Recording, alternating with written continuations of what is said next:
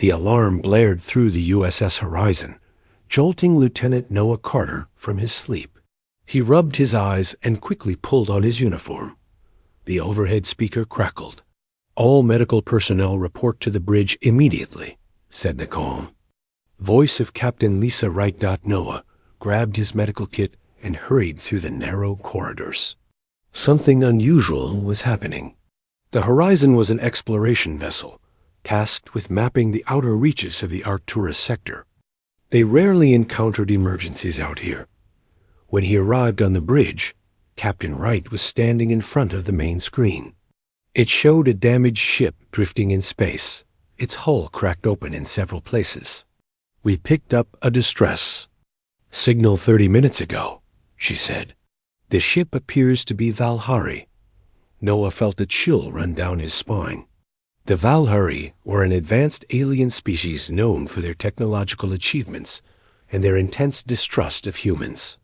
In the 5 years since first contact, diplomatic relations had been tense at best. "Any life signs?" asked Noah. "Faint readings. Maybe 1 or 2 survivors," replied Officer Sam Kelly from his monitoring station. "But the ship is losing power, and oxygen levels are dropping." Captain Wright turned to face the assembled team. "We're sending a rescue party. Lieutenant Carter, you'll provide medical support. Sergeant Allen, you'll lead security." 20 minutes later, Noah stepped through the airlock onto the LoveHFY vessel. The air was thin and cold. Emergency lights flickered, casting strange shadows down the curved hallways. The rescue team moved cautiously, weapons ready. "This way," said Sergeant Allen. Following the life sign readings on his scanner, they passed several dead LoveHFY. Their tall, slender bodies lay crumpled on the floor. Their skin, normally a vibrant blue, had faded to a dull gray.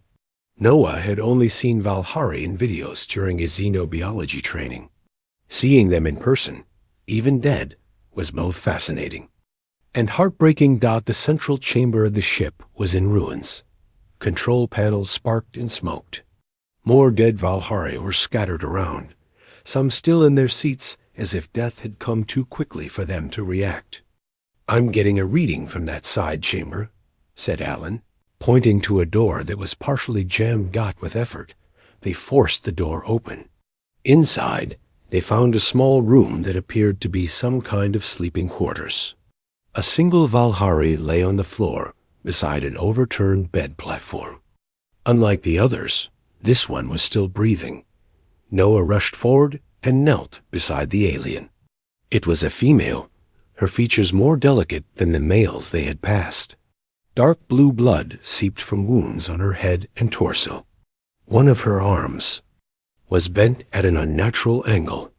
"She's alive, but barely," Noah said, scanning her with his medical device. "Multiple fractures, internal bleeding, head trauma." "Can you stabilize her?" asked Allen. "I think so, but we need to get her back to our ship. The LoveHFY physiology is similar enough to ours that our equipment should work." Allen hesitated. "You know the protocol. We're supposed to provide emergency aid on site, not bring aliens aboard." Noah looked down at the injured LoveHFY female. Her eyes suddenly fluttered open, large, silver eyes with no pupils, just a metallic sheen that reflected his own face back at him. For a moment, those eyes focused on him, filled with pain and fear. Then they closed again. "She'll die if we leave her here," Noah said firmly. "The ship's losing life support. We don't have time to debate this." With Allen's reluctant agreement, they carefully moved the LoveHFY female onto a stretcher. As they carried her back toward the airlock, Noah noticed something clutched in her hand, a small crystal that emitted a faint purple glow. He gently worked it free and placed it in his pocket, guessing it might be important to her. Back on the Horizon, Captain Wright was not pleased. "You brought a LoveHFY onto my ship without authorization?" she said, her voice cold with anger. "She would have died, Captain," Noah replied. "As a medical officer, I couldn't let that happen."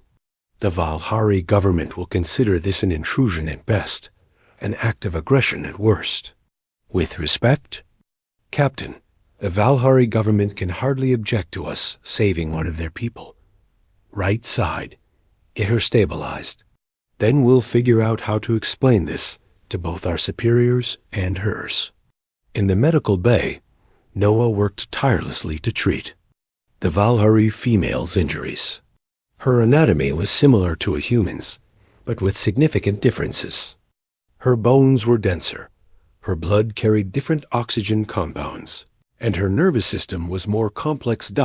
After hours of surgery and treatment, Noah sat beside her bed, monitoring her vital signs.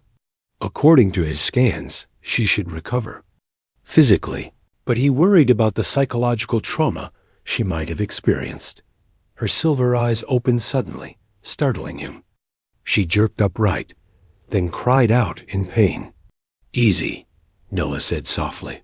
"You're safe. You're on a human ship. We rescued you from your vessel." The LoveHFY's face contorted with what Noah recognized as fear and anger. She spoke, her voice melodic, despite the harsh words in broken English. "Humans, you attack. Kill my family. My crew." Noah shook his head. "No, we found your ship damaged. We don't know what happened, but we didn't attack you." She tried to move away from him, but winced in pain.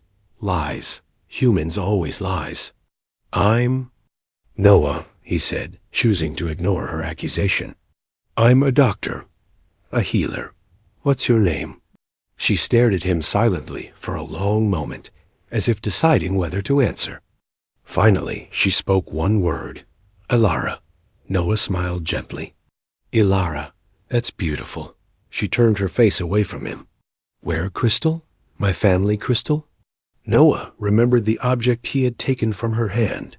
He reached into his pocket and pulled out the small purple crystal. "This? I kept it safe for you." Ilara's hand shot out, snatching the crystal from him with surprising speed. She clutched it to her chest and closed her eyes, whispering words in her own language. The door to the medical bay slid open, and Captain Wright entered with Sergeant Allen. When Ilara saw them, she pressed herself against the wall, her silver eyes wide with fear. "She's awake," Wright observed. "Can she tell us what happened to her ship?" Before Noah could answer, a communication officer rushed into the room. "Captain, we've decoded more data from the LoveHFY ship's logs. They weren't attacked by humans." "Then who?" asked Wright. "The Draconians. They ambushed the LoveHFY ship when it strayed near their territory. It looks like a raid for technology." Noah looked at Ilara, who was watching them all with suspicion and fear. She was alone now, the sole survivor of her ship, surrounded by a species she had been taught to distrust. He made a silent promise to himself that he would help her, that he would show her not all humans were enemies. "I'll stay with her," Noah told the captain. "She seems less afraid when I'm here." Wright nodded. "Keep me informed of any changes. And Lieutenant ... be careful. We know very little about the LoveHFY, especially how they react to trauma." After the others left, Noah sat in a chair near Ilara's bed. She watched him warily, still clutching the crystal. "I'm sorry about your family," he said quietly, "but I promise you we want to help." Ilara said nothing, but her silver eyes remained fixed on him, as if trying to decide if he was telling the truth. In those metallic depths, Noah saw pain beyond anything he could imagine, the pain of someone truly broken and alone. 3 weeks passed since Ilara was brought aboard the USS Horizon. Her physical wounds healed faster than human injuries would, but she remained distant and cold. She spoke only when necessary, usually just one-word answers. When other crew members entered the medical bay, she would tense up and watch them with suspicious silver eyes until they left. Noah came to the medical bay every day, even when he was off duty. He was the only one Ilara didn't immediately react to, with fear or anger. At first, he thought it was because he had saved her life, but he later realized it was because he always knocked before entering and waited for her slight nod before approaching. Her bed. "I brought you something to read," Noah said one morning, placing a small tablet on her bedside table. "It has information about Earth and humans. I thought you might be curious." Elara glanced at the tablet, but didn't touch it. "Why you? Help me?" she asked suddenly. Noah sat in the chair beside her bed. "Because you needed help. Humans and Valhari not friends." "That doesn't mean we can't help each other," Noah said. "I'm a doctor. I help anyone who needs it." Elara turned away from him and stared at the wall. Noah sighed quietly and stood to leave. "My family all gone," Elara said, so softly he almost didn't hear her. Noah sat back down. "I'm sorry. You not understand. For Valhari, family is." She touched her chest where her heart would be, then her head. "Is everything without family? Valhari is broken, empty." Noah thought about his own family. His parents had died in a shuttle accident when he was 12. He had been raised by his grandmother after that. "I lost my parents when I was young," he said. "It hurt for a long time." Elara turned to look at him, her silver eyes studying his face as if searching for a lie. "How you survive?" "One day at a time," Noah answered honestly. "And I had my grandmother. She became my family." Elara shook her head. "Not same. Valhari family is ... connected. Here." She touched her head again. "When family dies, connections break. Physically break." Noah frowned, not understanding. He pulled out his medical scanner and ran it over Elara's head. What he saw surprised him. There were unusual patterns in her. Brain activity, areas that showed damage unlike anything he'd seen in a human brain. "Your neural pathways are actually damaged," he said, amazed. "Is this because of your family's death?" Elara nodded slowly.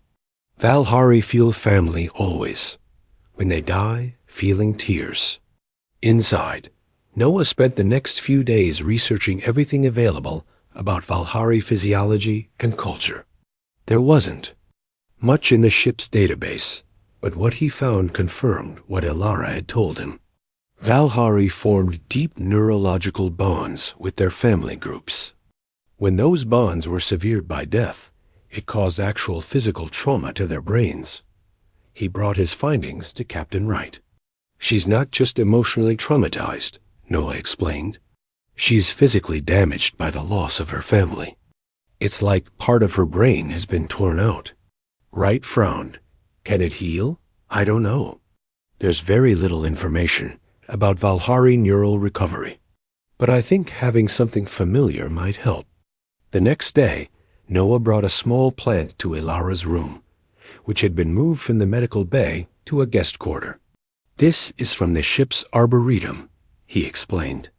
"It's not from your world, but I noticed that your ship had similar plants in the sleeping areas." Elara touched the plant's leaves gently. For the first time, Noah saw something other than fear or anger in her expression.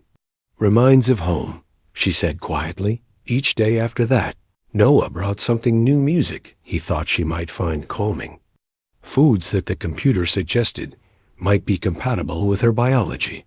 Images of stars and planets they had explored. Slowly, Elara began to talk more. She told Noah about her homeworld, with its 3 moons and vast oceans. She described Valhari cities, built into the sides of mountains, with gardens growing on every level. Sometimes she would stop suddenly in the middle of a story, as if remembering that she was speaking to a human, and would go quiet again. One evening, Noah found Elara sitting cross-legged on the floor of her room, the purple crystal from her ship floating in the air before her. Soft light pulsed from it as she whispered in her language. He started to back away, not wanting to interrupt what seemed like a private moment. "You can stay," Elara said, surprising him. Noah sat quietly on the floor near the door. What is the crystal? Memory crystal. Holds ... She paused, searching for the word. Holds essence of family. Thoughts, feelings, history. Like a recording? More. Is piece of them? All who came before. They sat in silence as Alara continued her ritual. When the crystal finally dimmed and settled into her palm, she looked at Noah with tired eyes. "Thank you," he said, "for letting me stay." Before she could respond, the ship's communication system chimed. "Lieutenant Carter, please report to the bridge," said Captain Wright's voice. On the bridge, Noah found the captain speaking with a woman on the main screen. The woman wore the uniform of an Earth Diplomatic Corps officer. "This is Lieutenant Carter," Wright said, "our medical officer who has been caring for the LoveHFY survivor." The woman on the screen smiled thinly. "Lieutenant, I'm Admiral June Ross from Earth Central Command. We've been informed of your ... guest. A LoveHFY representative will rendezvous with your ship in 2 weeks to retrieve their citizen." "That's good news," Noah said, though something in the Admiral's tone made him uneasy.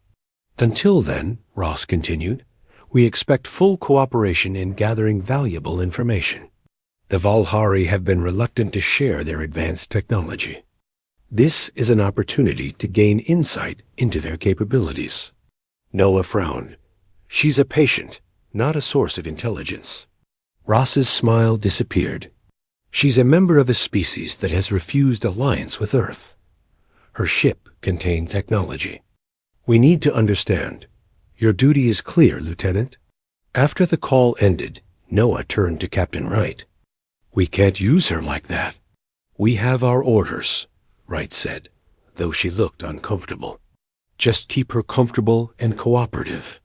When Noah returned to Alara's quarters, he found her standing by the window, looking out at the stars.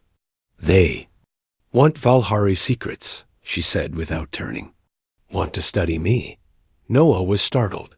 "How did you know?" "I feel ship change course, heading to meeting point." She finally turned to face him. "Humans always same. Want only LoveHFY technology." "Not all humans," Noah said firmly. "I don't care about your technology." Alara studied his face with those reflective silver eyes. "Then what you want from me?" "Nothing. I just want to help you heal." Alara stepped closer to him, so close he could see the faint patterns on her blue skin. "Why?" Noah thought about his grandmother, about how she had told him that compassion wasn't just a feeling, but a choice you made every day. "Because it's the right thing to do," he said simply. For the first time since she had been brought aboard, Alara's face softened. She held out her hand, the purple crystal resting in her palm. "Tonight is remembrance ritual for my family," she said quietly. "You can stay if you want." Noah understood the significance of what she was offering, a chance to witness something deeply personal, deeply LoveHFY. He nodded and sat beside her as she began her ritual, the crystal glowing between them like a small star in the darkness of space. The USS Horizon changed course and headed back toward Earth. Captain Wright had received new orders. Instead of meeting the LoveHFY ship as planned, Alara was to be brought to Earth for diplomatic discussions. Noah did not believe this excuse. He knew Earth officials wanted to study Alara, and her technology. Noah found Alara in her quarters, looking out at the stars again. She turned when he entered. "Ship goes wrong direction," she said. "Not toward meeting point with my people." Noah couldn't lie to her. "We've been ordered to bring you to Earth." Alara's silver eyes narrowed. "I prisoner now?" "No," Noah said quickly. "You're a guest. But my superiors want to talk with you directly." "Talk about technology," she said flatly. It wasn't a question. Noah sighed. "Probably, but I won't let them treat you badly." Alara watched him for a long moment. "You different from other humans?" "Not really. There are lots of humans like me." To help Ilara adjust to the idea of visiting Earth, Noah began teaching her more about human culture. He showed her music, art, and videos of Earth's landscapes. Ilara seemed particularly interested in music, something the Valhari apparently didn't have in the same way humans did. "Why make sounds with no purpose?" she asked as Noah played a violin piece for her. "It has a purpose. It helps us express feelings that are hard to put into words." Ilara listened more carefully then. Feelings not need words? Sometimes the strongest feelings are the hardest to explain, Noah said. Later that week, Noah took Ilara to the ship's arboretum. It was a large room filled with plants from Earth and other planets. The ceiling was transparent, showing the stars above. Ilara moved slowly among the plants, touching leaves and flowers with gentle fingers. "Valhari live with plants," she explained. "All homes have living things growing inside. Helps balance mind." Noah smiled. "Humans like plants too, but not all of us grow them." They sat on a bench beneath a small tree. For a while, they were quiet, just enjoying the peaceful space. Then Noah asked something he had been wondering about. "On your world, do Valhari ever become friends with other species?" Ilara considered the question. "Not friends. We trade, we talk, we study. But friends need trust. Valhari trust only family. But family can be more than just who you're born to," Noah said. "On Earth, we make new families all the time. Friends become family." Ilara looked confused. "How?" "By caring about each other. By being there when it matters." Ilara touched the pocket where she kept her memory crystal. "Valhari can form new family bonds, but needs complete trust. Very rare, even among our own kind." Their conversation was interrupted when Officer Kyle Bennett entered the Arboretum. He was from the science department and had been trying to get access to Ilara for weeks. Noah didn't trust him. "Lieutenant Carter," Kyle said with a smile that didn't reach his eyes, "and our Valhari guest. How fortunate to find you both here." Noah stood up. "Did you need something, Bennett?" "Just some plant samples," Kyle said, but his eyes kept moving to Ilara. "I heard the Valhari have remarkable data storage technology. Small crystals that can hold incredible amounts of information." Ilara stiffened beside Noah. Her hand went to her pocket. "That's not relevant to your work," Noah said firmly. Kyle shrugged. "Just scientific curiosity.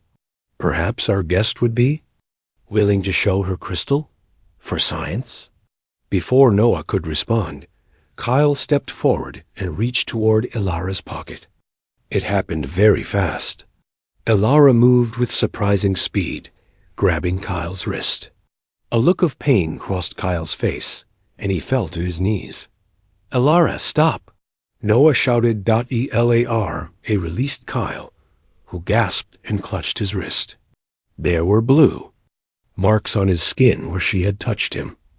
"She attacked me," Kyle said. "Did you see that? She could have killed me." "You tried to take her memory crystal," Noah said. "That's like trying to steal someone's family photos." "It's a piece of technology," Kyle argued as he stood up. "And she's dangerous. Captain Wright will hear about this." After Kyle left, Noah turned to Ilara. She was trembling slightly. "Memory crystal is not technology," she said quietly. "Is family. Is sacred." "I know," Noah said. "But Bennett doesn't understand that. He will tell others I'm dangerous. I'll explain what happened." Captain Wright was not happy about the incident. She called Noah to her office. "Bennett claims the alien nearly broke his wrist," she said. "He wants her confined to quarters." "Bennett tried to take her memory crystal," Noah explained. "To the Valhari, those crystals are sacred. They contain the memories and essences of their family members. It would be like desecrating a grave to us." Right sighed. "I understand cultural differences, Lieutenant, but I can't have my crew at risk." She was defending something precious to her, Noah argued. She's not dangerous. The crew is already nervous about having a Valhari on board. This incident will only make it worse. Wright looked tired. I'm giving you one chance, Carter. Either you keep her under control, or I'll have no choice but to put her in stasis for the remainder of our journey. That evening, Noah took Ilara back to the Arboretum when no one else was there. She had been quiet since the incident with Kyle. I'm sorry about what happened, Noah said. Not your fault, Ilara replied. Humans don't understand Valhari ways. I'm trying to understand. Ilara looked at him, her silver eyes reflecting the starlight from above. Why? Noah thought about it. Because I think understanding each other is important. It's how we stop being afraid of what's different. They sat beneath the small tree again. Noah noticed that Ilara sat closer to him than she had before. Tell me about your world, he said. Ilara began to speak of her home planet, of its great forests and crystal. Cities. As she spoke, her voice became more animated, her hands moving to illustrate her words. Noah had never seen her so expressive before. Suddenly, the ship shuddered. Warning lights flashed, and an alarm sounded. Noah's communicator beeped. All crew. To emergency stations, said Captain Wright's voice. Reactor malfunction in Section 4. Noah stood quickly. Section 4 was right next to the Arboretum. We need to get out of here, he said to Ilara. They hurried to the door, but it wouldn't open. The emergency system had sealed it shut. Noah's communicator beeped again. Carter, where are you? It was right. In the Arboretum with Ilara. The door's sealed. The system is malfunctioning. We're trying to override it. There's a coolant leak in the adjacent section. If it spreads to your location, ... double quotes, the communication cut off. Noah tried to force the door open, but it wouldn't budge. He could hear hissing sound from the other side. Toxic gas, Ilara said, her sensitive hearing picking up what Noah couldn't. Coming through vents. Noah looked up at the ceiling vents in horror.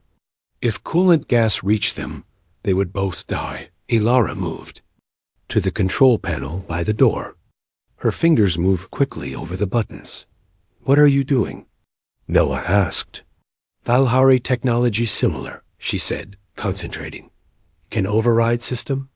The panel sparked, and Ilara jerked back, a small cry of pain escaping her. But the door slid open. Noah could see the green coolant gas filling the corridor. Hold your breath, he said, grabbing Ilara's hand. They ran through the corridor to the next section. Just as they reached the safety door, Noah felt his lungs burning. He had breathed in some of the gas. His vision blurred, and he stumbled. Last thing he saw before he fell was Ilara's face, her silver eyes wide with concern for him, a human. Noah woke up in the medical bay. His chest hurt, and his throat felt raw. He tried to sit up, but a gentle hand pushed him back down. Stay still, said Dr. Ellen Green, the ship's head doctor. You inhaled coolant gas. Your lungs need time to heal. Noah's memory came back in pieces. The Arboretum, the coolant leak, running with Ilara. Ilara, he said, his voice rough. Is she okay? Dr. Green nodded. The Valhari are more resistant to the gas than humans. She carried you to safety after you collapsed. Noah was surprised. She saved me? Yes, and she refused to leave your side for 2 days. Captain Wright finally ordered her rest. Dr. Green checked Noah's vitals. She's quite protective of you. Later that day, Ilara came to visit. She stood awkwardly by the door until Noah waved her over. Thank you for saving my life, he said. Ilara sat in the chair beside his bed. You saved mine first. They were quiet for a moment. Noah noticed that Ilara looked tired, with darker blue circles under her silver eyes. Dr. Green said you stayed with me. Ilara nodded. Valhari do not leave injured family alone. Noah felt a warmth spread through his chest that had nothing to do with his injury. You consider me family? Elara looked away. Worms not right. But you different. Special. Before Noah could respond, Captain Wright entered the medical bay. Her face was serious. Lieutenant Carter, good to see you awake. I need to speak with you. Alone. Elara stood to leave, but Noah caught her hand. Anything you need to say to me, you can say in front of Elara. Wright looked between them, then sighed. Very well. We've received new information about the attack on Elara's ship. She placed a tablet on Noah's bed. It showed official-looking documents. These were in a classified file I wasn't meant to see, Wright said quietly. The Valhari ship wasn't attacked by Draconians. It was hit by a human Black Ops team. They were after Valhari technology. Noah felt sick, and it wasn't from the gas he had inhaled. Our people did this? A secret division within Earth's military. They've been trying to acquire Valhari tech for years. Elara's face showed no surprise, only a deep sadness. I knew. Human weapons have ... feeling. I remembered when I woke here. Noah reached for her hand again. Why didn't you say anything? You different, you kind. Didn't want you to know shame of your people? Noah turned to Captain Wright. Does Earth command? No, we know this? No, Wright said. And they're still expecting us to deliver Elara to them in 3 days. Noah tried to get up again. We can't hand her over to them. They killed her family. Wright pushed him back gently. I know. I've been thinking about this since I found the files. I'm not turning an innocent being over to the people who murdered her family. She looked at Elara. But we need a plan. That night, Noah couldn't sleep. His mind was racing with what they had learned. Humans had destroyed Elara's ship and killed her family. The same humans now wanted to study her and take her technology. He felt ashamed of his species. His door opened, and Elara slipped inside. In the dim light, her blue skin looked almost luminous. You should be resting, she said. I can't stop thinking about what they did to your ship. Elara sat on the edge of his bed. Not all humans, just some. How can you be so calm about this? Not. Calm inside. She touched her chest. Here, much pain. But anger solves nothing. Noah marveled at her wisdom. Your people should know the truth. They think Draconians attacked you. Yes, Elara agreed, but no way to tell them. Noah thought. About it, maybe there is. The Valhari have communication stations at the edge of their territory, right? If we could get a message to one of those ... Need special code. Valhari very careful about messages. But you would know the codes, wouldn't you? Elara nodded slowly. Yes, but Earth ships not allowed near Valhari stations. Noah smiled weakly. I think Captain Wright might be willing to break a few rules. The next day, Noah, Elara, and Captain Wright met in the captain's private quarters to make a plan. They would need to act quickly before they reached Earth. We have a shuttle, right? Said, small enough to avoid detection. We could send Elara with a message to her people. Not alone, Noah said immediately. Wright shook her head. You're still recovering, Lieutenant. I'm well enough. And Elara will need help navigating to the Valhari station. Elara looked at Noah with concern. Dangerous. If Valhari catch human near station, might attack. That's a risk I'm willing to take, Noah said. Wright didn't look happy, but she nodded. We'll need a distraction to launch the shuttle without being noticed. And I'll have to report it stolen to protect the rest of the crew. They spent hours planning. Officer Sam Kelly, who had been part of the original rescue team, agreed to help. He would create a sensor malfunction to hide the shuttle's launch. Dr. Green prepared medical supplies for Noah's continued recovery. The night before their planned escape, Noah found Ilara in the arboretum again. She was sitting under the small tree, her memory crystal floating before her, glowing with purple light. "Saying goodbye to your family?" Noah asked softly. Ilara looked up. "No, telling them about you." Noah sat beside her. "What did you tell them?" "That not all humans are bad. That one human showed kindness when I was broken and alone." Noah felt honored that she would include him in such a personal ritual. "Ilara, after you contact your people, what will happen?" "They will come. They will want justice." "Will there be war?" Ilara was quiet for a moment. "Depends on message I send. If I tell all truth, maybe no war. If I only tell about attack, maybe war." "What is all the truth?" Ilara turned to face him fully. "That humans did bad thing, but humans also did good thing. That one human showed LoveHFY can trust outside family." The next morning, everything was ready. The shuttle was prepared, loaded, with supplies. Wright gave them final instructions. "Get to the LoveHFY communication station, send the message, then head to these coordinates." She handed Noah a data chip.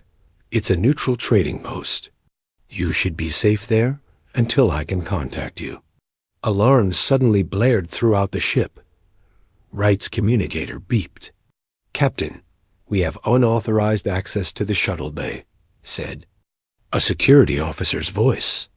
"Someone's trying to take a shuttle." Wright looked confused. "That's not part of our plan?" They rushed to the shuttle bay. Through the observation window, they saw Kyle Bennett entering a shuttle. He must have overheard. "U.S.," Wright said. "He's going to warn Earth Command about our plan." Noah turned to Ilara. "We have to go now, before he can send a message." They hurried to the second shuttle. As they prepared to board, a group of security officers entered the bay, led by Lieutenant Brad Cooper. "Stop right there," Cooper shouted. "Captain, what's going on?" Wright stepped forward. "Stand down, Lieutenant. That's an order. We received word that the LoveHFY was trying to escape with classified technology," Cooper said. "We can't let that happen." Noah saw Cooper's hand move to his weapon. Without thinking, he stepped in front of Ilara. "You'll have to go through me first." The tension in the room was thick. Then Captain Wright moved to stand beside Noah. "And me," she said firmly. Cooper looked uncertain. "Captain?" "The LoveHFY is not our enemy," Wright said. "I'll explain everything, but first we need to stop Bennett." As they argued, Bennett's shuttle launched. Noah turned to Ilara. "We need to go now." They boarded their shuttle quickly.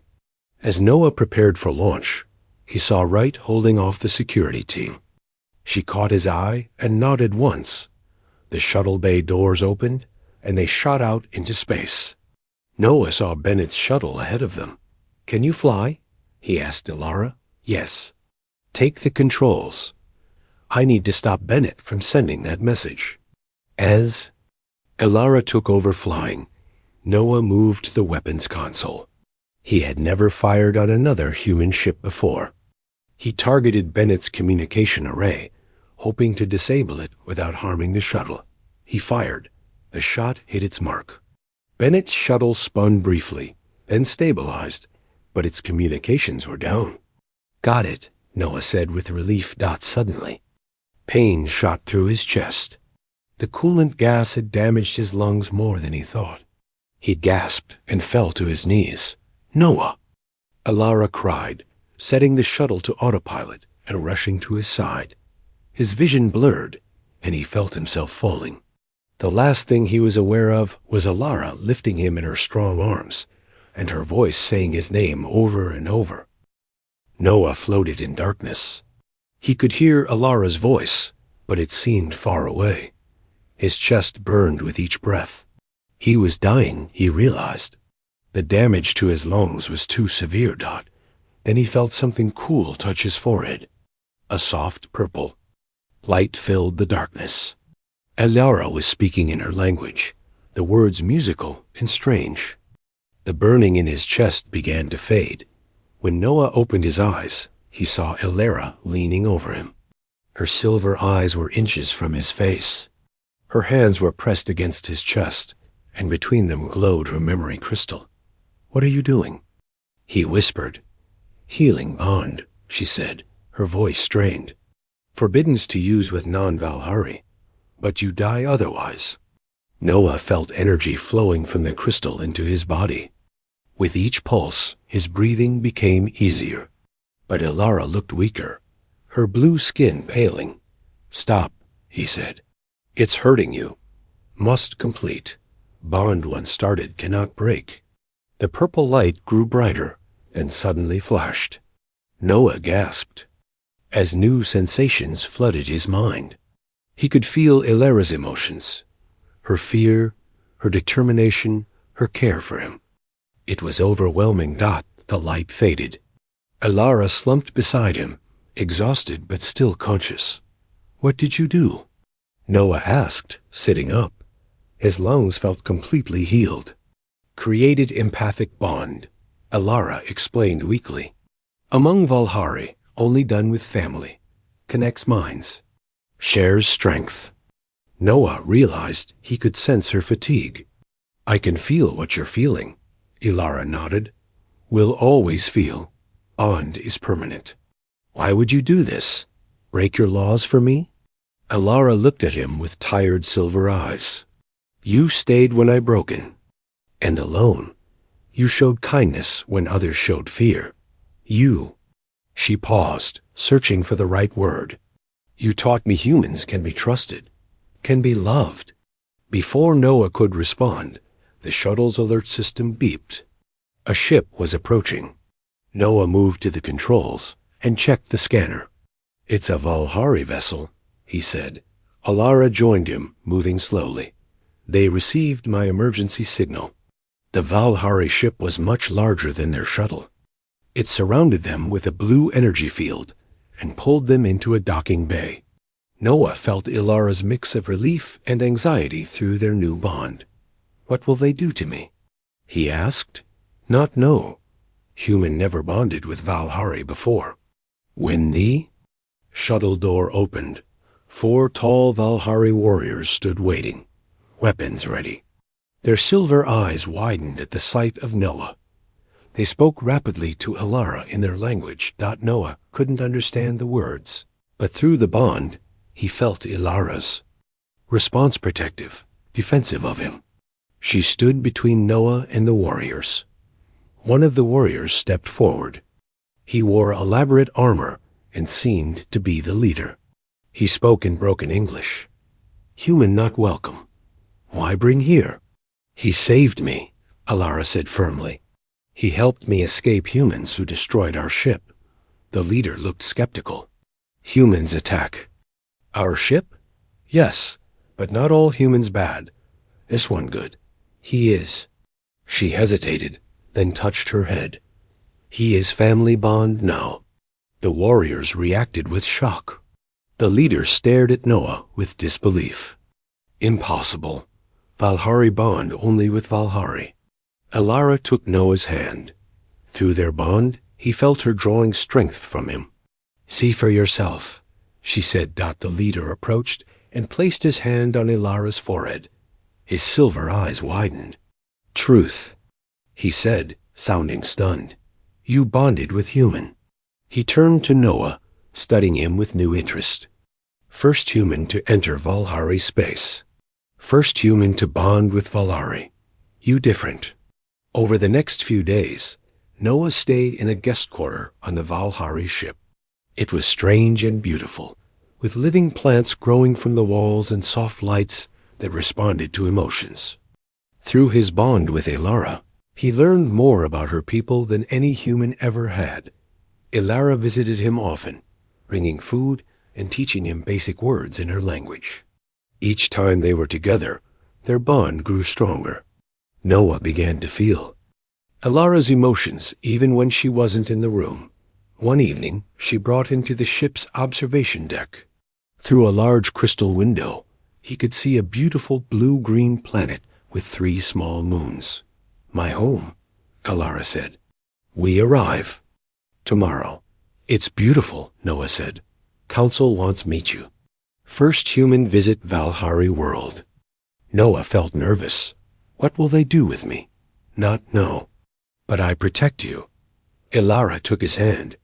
Bond means we connected now. What hurts you hurts me. What helps you helps me.